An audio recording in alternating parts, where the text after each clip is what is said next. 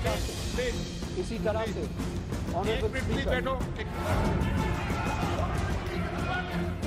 Speaker का चुनाव कब होता है कानून में पढ़ा करो।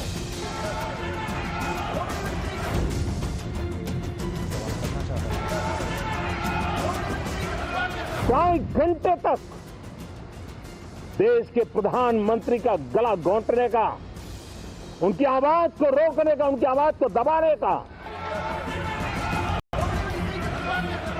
दलों की नकारात्मक राजनीति ने देश के संसद के महत्वपूर्ण समय को एक प्रकार से अपनी राजनीतिक विफलताओं को ढांकने के लिए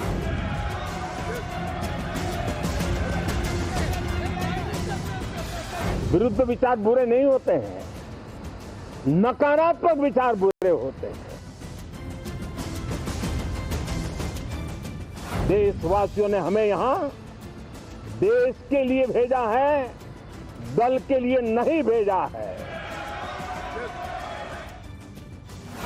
5 वर्ष के लिए हमें देश के लिए लड़ना है, देश के लिए जूझना है, एक और नेक बनकर के जूझना है। देश की जनता के लिए, देश के विकास के लिए आज प्रधानमंत्री ने दलगत सियासत में उलझी देश की राजनीति को बड़ा ही माकूल जवाब दिया। मोदी के इस जवाब में बड़ा और कड़ा संदेश था। रोष और आक्रोश प्रधानमंत्री के चेहरे पर बेशक ना दिख रहा हो, लेकिन बीती 2 सरकारों के कार्यकाल में मोदी विपक्ष के व्यवहार को लेकर इतने चिंतित और परेशान नहीं दिखाई दिए। मोदी ने आज देश के सामने विपक्ष पर आरोप लगाते हुए कहा, उनकी आवाज को कुचलने का प्रयास किया गया। 2.5 घंटे तक उनका गला घोटने की कोशिश की गई, उनकी आवाज को रोकने और दबाने की कोशिश की गई। संसद गठन होने के बाद जब पहला सत्र था, 140 करोड़ देशवासियों ने बहुमत के साथ जिस सरकार को सेवा करने का हुक्म किया है देशवासियों ने, उसकी आवाज को कुचलने का और लोकतांत्रिक प्रयास हुआ। 2.5 घंटे तक देश के प्रधानमंत्री का गला घोंटने का, उनकी आवाज को रोकने का, उनकी आवाज को दबाने का लोकतांत्रिक परंपराओं में कोई स्थान नहीं हो सकता है और इसका कोई पश्चाताप तक नहीं है, दिल में दर्द तक नहीं है। तीसरे कार्यकाल का दूसरा सत्र शुरू होने से पहले मोदी ने संसद के बाहर मीडिया के कैमरों के सामने ये बात कही, विपक्ष के व्यवहार से आजीज देश के प्रधानमंत्री के इस बयान के सियासी मायनों की एनालिसिस होगी तो कई तरह के मायने निकल कर आएंगे। कोई कह सकता है कि मजबूत विपक्ष के सामने मोदी कमजोर हुए हैं, कोई कह सकता है कि गठबंधन की सरकार ने मोदी को कमजोर किया है।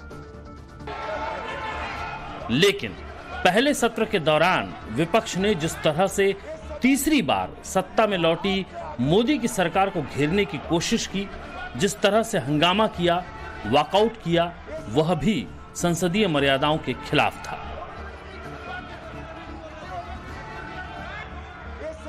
प्रधानमंत्री नरेंद्र मोदी की चिंता इस बात को लेकर नहीं है कि संसद में हंगामा हो रहा है। अगर किसी सार्थक मुद्दे पर संसद में चर्चा होती है और पूरे सदन की एक राय नहीं बनती है और उस दौरान हंगामा होता है तो उस पर कोई ऐतराज नहीं है। लेकिन प्रधानमंत्री की चिंता विपक्ष की मंशा पर है, क्योंकि विपक्ष नकारात्मकता से भरा हुआ है और जानबूझकर सदन की कार्रवाई को बाधित कर रहा है। कितने ही विरुद्ध विचार होंगे, विरुद्ध विचार बुरे नहीं होते हैं, नकारात्मक विचार बुरे होते हैं। जहां सोचने की सीमाएं समाप्त हो जाती है, देश को नकारात्मकता की जरूरत नहीं है। देश को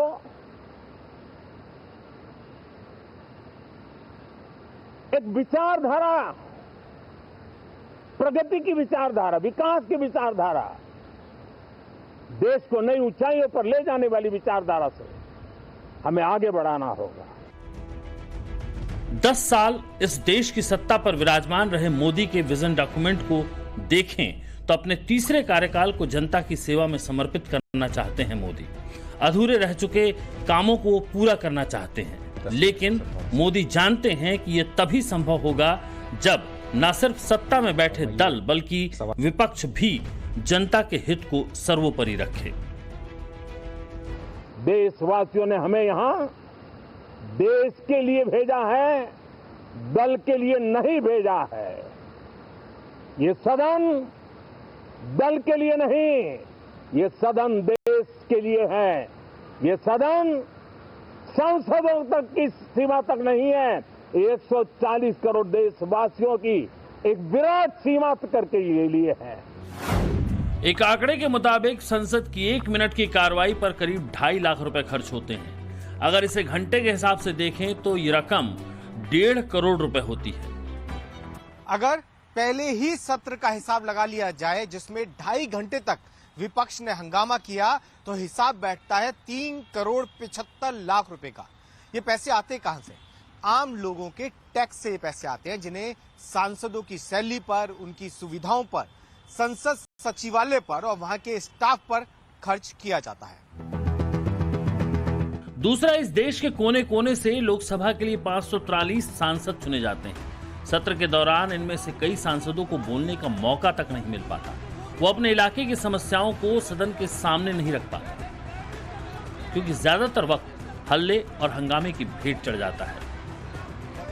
इस लिहाज से अगर देश के प्रधानमंत्री की चिंता सामने आ रही है, वो चिंता हर लिहाज से मौजूद है और देश हित में है।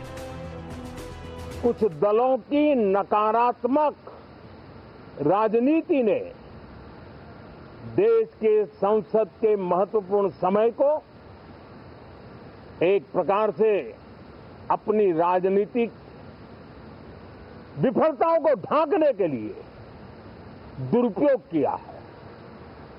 मैं सभी दलों से आग्रहपूर्वक कहता हूं कि कम से कम जो पहली बार सदन में आए हैं, ऐसे बहुत बड़ी संख्या में हमारे माननीय सांसद हैं और सभी दल में है, उनको अवसर दीजिए। इतने बड़े लोकतांत्रिक देश में चुनाव होने से लेकर सरकार बनने तक वैसे भी विकास की गति बेपटरी हो जाती है।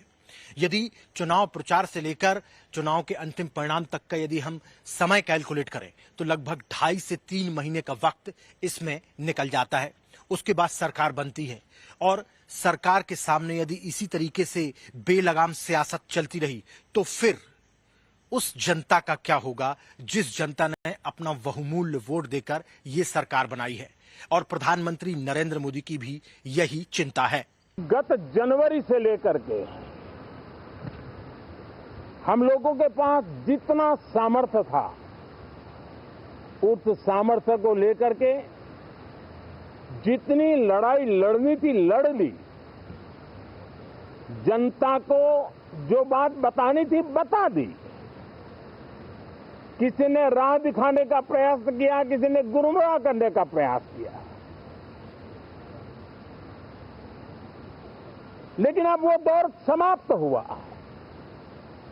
देशवासियों ने अपना निर्णय दे दिया। चुने हुए सभी सांसदों का कर्तव्य है, सभी राजनीतिक दलों की विशेष जिम्मेवारी है कि हमने दल के लिए जितनी लड़ाई लड़नी थी लड़ ली। अब आने वाले 5 वर्ष के लिए हमें देश के लिए लड़ना है, देश के लिए जूझना है, एक और नेक बनकर के जूझना है। सत्र की शुरुआत में मोदी ने 10:15 बजे के करीब अपने 21 मिनट के संदेश में देश के लिए एक होकर, नेक होकर लड़ने की बात कही, लेकिन बदला कुछ नहीं। मानसून सत्र के पहले दिन लोकसभा में प्रश्नकाल के दौरान हंगामा खड़ा हो गया। शिक्षा मंत्री धर्मेंद्र प्रधान निट में हुई गड़बड़ी पर बोल रहे थे, तभी विपक्ष ने हंगामा कर दिया। और उनके इस्तीफे की मांग करने लगे। इस बात का ख्याल हर किसी को रखना होगा, फिर चाहे वो पक्ष हो या विपक्ष। संसद की मर्यादा के साथ साथ अगर जनता के हितों को हंगामे की भेंट चढ़ना पड़ेगा तो वो बदला लेने में वक्त नहीं लगाएगी। अब की बार उसका मौका आएगा तो लोकतंत्र के मंदिर में ढोंग और पाखंड सच्चाई से काफी दूर खड़ा नजर आएगा। ब्यूरो रिपोर्ट, टाइम्स नाउ, नव भारत।